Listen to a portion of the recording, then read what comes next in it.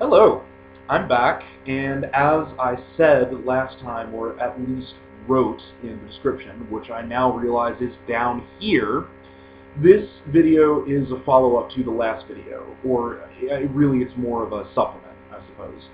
But last time I was talking about the adaptation of Scott Pilgrim from the comics to film, and some of the issues that I had with it. And I wanted to do this video because there were two particular things that I feel were important to what I was talking about that I didn't get to bring up. The first one is the almost complete absence of Negascott in the film.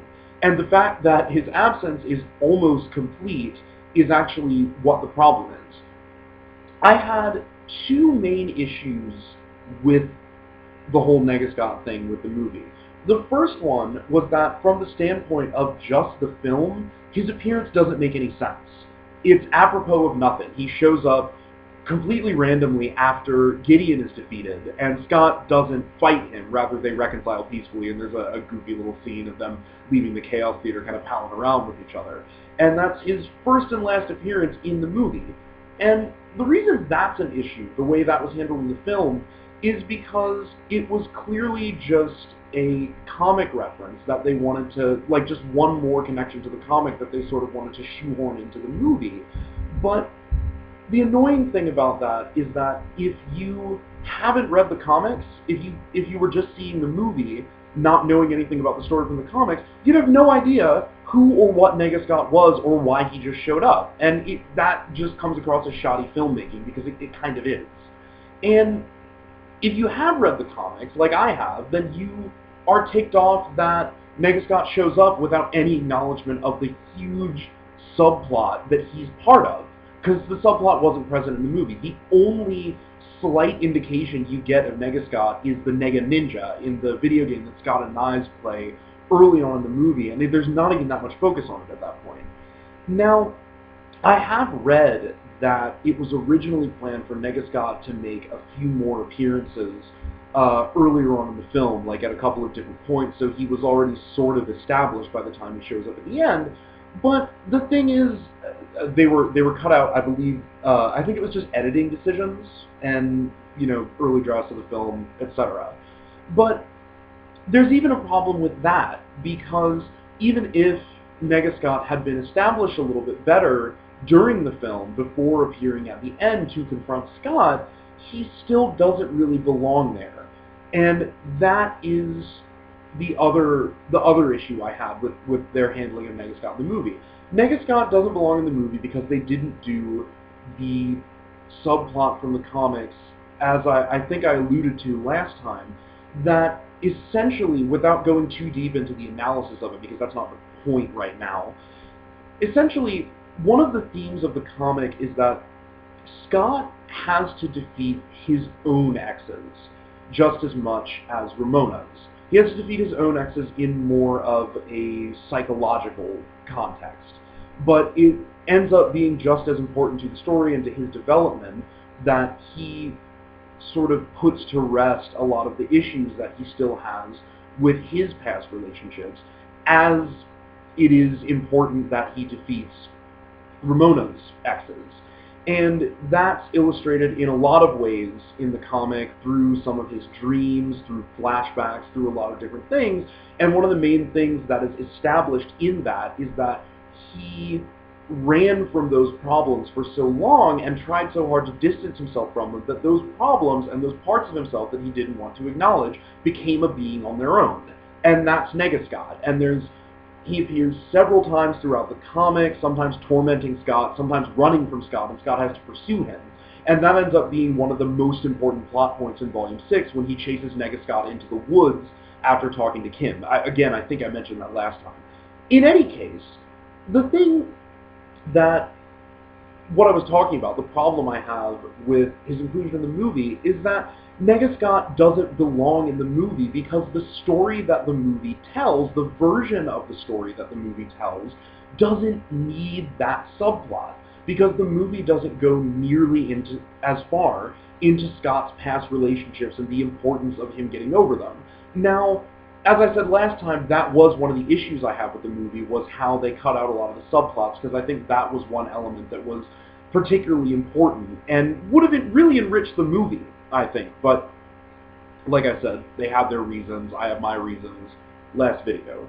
But that was something that I wanted to touch on, because I really like that part of the story in the comics, but it's not necessary for the story they're trying to tell in the movie, because it doesn't go nearly as far into Scott's past. So the movie would have been just fine without Nega Scott, and I think it would have been better to just not have him there, rather than have him there really quickly and really inexplicably.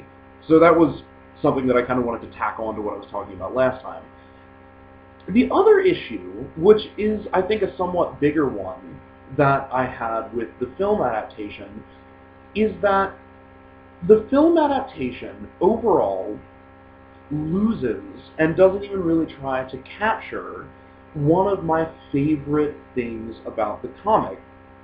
Overall, like one of the greater, just all-encompassing things about the comic that I really like is all of the musical themes.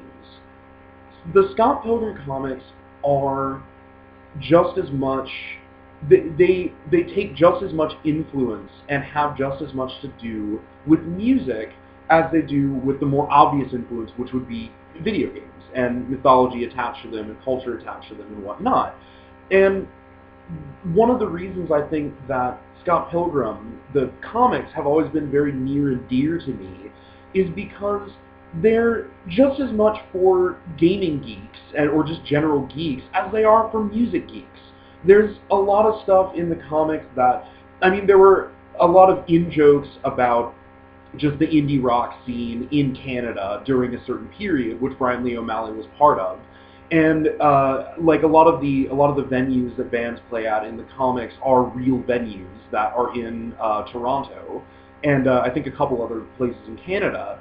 And even though the soundtrack, and I can't stress this enough, the soundtrack to the film is one of the best film soundtracks I've ever heard, and most, if not all, of the songs on it are songs that Brian Lee O'Malley mentioned in his notes for each issue.